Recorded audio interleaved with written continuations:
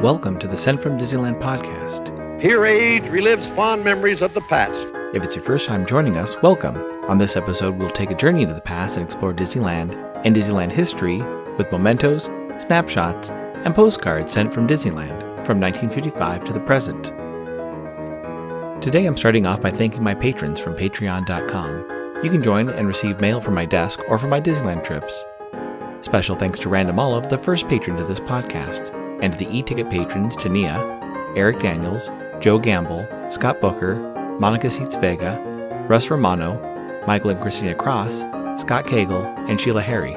C-ticket patrons Serious Inquiries Only, Debbie Weinstein, Jennifer Schneep, Grace Coate, Brian Crawford, Ben and Noel Bruning, Patty Wolin, Angela Reynolds, and Aaron Moran. B-ticket patrons Jeff and Paige Orton, and Joshua, and Inexorable Tosh Bell.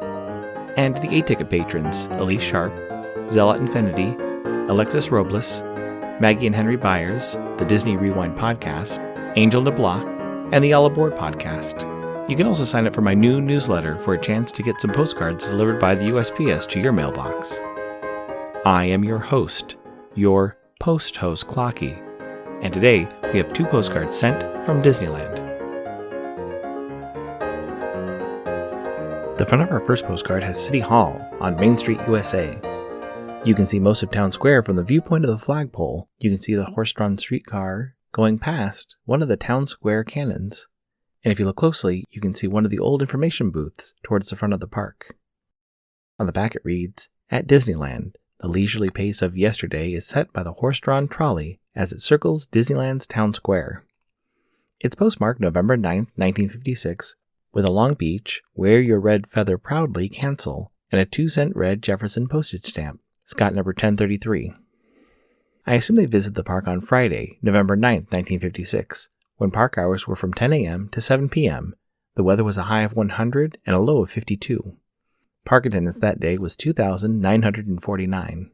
It's addressed to Mr. and Mrs. K. O. Plow of San Francisco, California. It reads, "Dear Mom, Dad, and John, we are on the bus. We're coming back from Disneyland. I'm having a wonderful time. We're going to a banquet tonight. The weather is boiling. We're going to march tomorrow, Saturday. Love, Jane." Before we get into the Disneyland history, I wanted to point out the "Wear Your Red Feather Proudly" postmark. It was referring to pride with donating to your local community chest, now known as the United Way. With the recent news about a famous roadside restaurant closing, I thought it'd be interesting to see what was the first restaurant to close in Disneyland. I was surprised to find out that the original Casa de Fritos, which opened on August 11, 1955, closed in 1956. Technically, it also reopened in 1956 in a new location, and remained open and named Casa de Fritos until 1982. The original location was between the Golden Horseshoe and what is today the River Bell Terrace. The Frito Company has been around since 1932, created by C. E. Doolin, who created Fritos by frying strips of tortilla, the same way you would fry potatoes to make potato chips, but only to make small corn chips instead. Most of the meals from Casa de Fritos included Fritos on the side, plus inside the small restaurant stood a coin-operated Frito dispenser. For 1 nickel, you could get a bag of Fritos from the Frito Kid. This life-size statue stood in front of a miniature mountain, and at the top of the mountain was an opening connected to a slide. Once a coin was accepted, the Frito Kid would call to his friend Klondike to send down a bag of Fritos. The bag would slide down from the mountain's opening to the guest. The Frito Kid, played in person by Michael Dunn, made live appearances and even showed up at Disneyland in character. The original menu included Mexican rice, tamales, chili and beans, Frito chili pie, Frito tamale special, Mexican combination plate, and enchilada. All the menu items were under $1 and included free Fritos with each dish. At the time, Mexican food was not as prevalent as it is today. There are a few stories on DaveLandWeb.com about guests pouring hot sauce on their food, the way they would put ketchup on a burger, or pointing at a menu item and mispronouncing burrito as bandino. One of the more interesting items on the menu was the Ta Cup.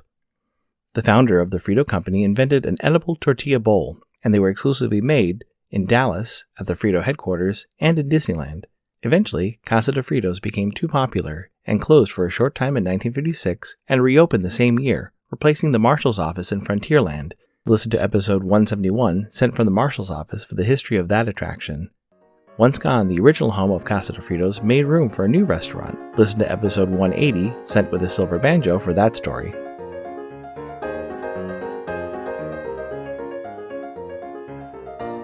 Great news! Enfield Post is back up on Etsy. Grabbing some vintage stamps is a great way to plus your mail.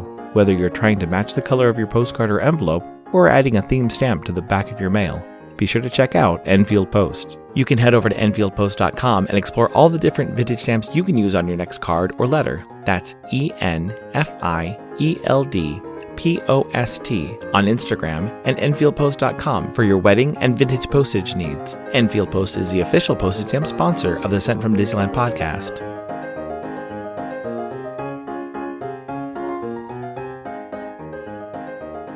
The front of our next postcard has the finale of the Country Bear Jamboree. You can see the 5 bear rugs playing on the top stage, Teddy Barra swinging above, Gomer on the piano, the Sunbonnets, and Wendell playing the mandolin.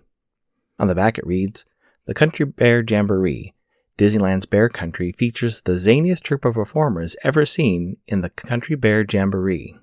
A foot-stompin' Western hoedown, they sing, swing, and strum guitars in the finest tradition of wild frontier musicals."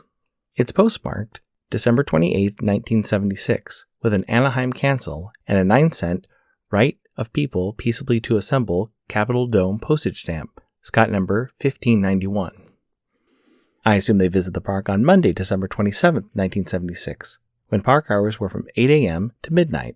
The weather was a high of 75 and a low of 43.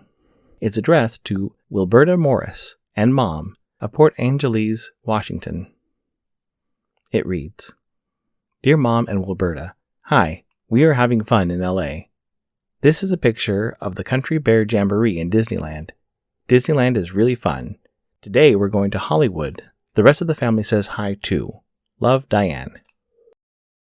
Looking outside of Disneyland, there has been recent news about Pea Soup Anderson in Buellton closing. I've driven by that location a few times while heading to Solvang. Being from Northern California, I'm more familiar with the Santanella location. The Pea Soup Andersons in Santanella is the halfway point between Sacramento and Disneyland. On a recent trip, we stopped there coming back from the park to recharge my friend's car. During the rest of the drive back, we looked up some of the history behind the restaurant. The original restaurant was founded in 1924 by husband and wife Anton and Juliet Anderson. Originally, it was called Anderson's Electric Cafe because they had a new electric stove. Pea soup was added to the menu shortly after the restaurant opened. This was a family recipe handed down through Juliet's relatives. The roadside restaurant was right off of the 101, which many people would use to get to Southern California from the Bay Area before Interstate 5 connected most of California. In 1928, the Andersons added a hotel and dining room. In 1930, their son Robert, who had recently graduated from Stanford, took over the business and was nicknamed Pea Soup Anderson. This also became the name of the business in 1947. The 2 chefs on their signage were from a cartoon called Little Known Occupations and are named Happy and Pee-wee. These characters were on the billboards up and down Highway 101. For a short time in the 50s, there was a commercial made by Art Clokey, who would soon create Gumby. The company was purchased in the mid-60s, and the Santanella location opened in 1976. There were 3 additional locations added in the 80s, one in Mammoth Lake, one in Carlsbad, and one in Selma. The latter of these 3 was on Pea Soup Anderson Boulevard, though none of these locations are around anymore. Although the fate of the Buellton restaurant is in limbo, the almost 100-year-old business is still open in Santanella, so the next time you're heading to Southern California from Northern California, or vice versa, stop by for their Traveler Special. This incoming postcard is sponsored by the Art Throwdown. Art Throwdown, or ATD, is an online craft hour on Instagram, starting at 9 p.m. Eastern, 6 Pacific. Be sure to check out Monday's ATD, which is usually hosted by paper artist Russ Romano. I've seen many amazing art projects, learned about awesome postmarks, postage stamp history, and a lot more on different episodes. It's great to stop in for an hour to watch someone craft or design something unique.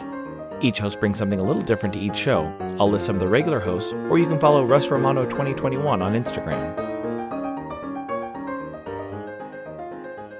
The front of my incoming postcard has 2 images of Columbia State Historic Park. You can see the snow coming down on one of the main streets, and some storefronts with a small snowman standing in front of the bookshop. On the back it reads, Columbia State Historic Park, California. Columbia is one of the best preserved gold rush towns in all of California's motherlode. In summer, today's Columbia is lively with visitors, special events, displays, and unique shops. It's postmarked January 2nd, 2024, with a Sacramento cancel and a United States flag forever postage stamp, Scott number 5162. It reads, 12/30/2023. Hi, Clocky. I just spent the day exploring Columbia, a fun old mining town in gold rush country. It's definitely worth a visit. Hope you're well. Happy New Year, Angela. Thank you so much for the postcard, Angela. I have been to Columbia multiple times in my life, sometimes just driving through to get to Sonora or surrounding towns looking for antique shops, but I have spent some time just in the town. This card, plus news about Pea Soup Anderson's, reminds me, and hopefully reminds everyone, to stop by at touristy places and enjoy what we have, either near us or en route to our planned destinations. Thanks for listening to Sent from Disneyland. If you enjoyed this podcast, please subscribe and tell your friends. It would be helpful to share your favorite episode to a friend or on social media. There are over 200 to choose from. It would also help to leave a 5-star rating and comment at whatever podcast platform you use. If you'd like to support the show financially, please check out our Patreon page at patreon.com/SentFromDisneyland. You can find me on Instagram and Facebook at Sent From Disneyland, or on Twitter at Sent From Disney. For questions and comments, send me a postcard addressed to Sent From Disneyland, P.O. Box 44, Hood, California, 95639. This podcast is not affiliated with Disney, the United States Postal Service, or any post office or Disney properties. Opinions expressed on this podcast belong to its host and guests of the Sent from Disneyland podcast.